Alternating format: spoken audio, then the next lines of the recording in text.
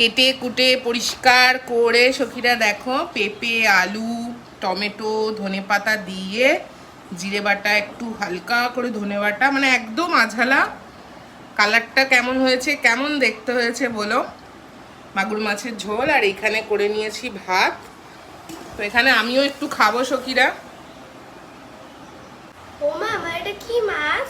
এটা মাগুর মাছ, এই দেখো। দেখে তো অনেক টেস্টি মনে হচ্ছে।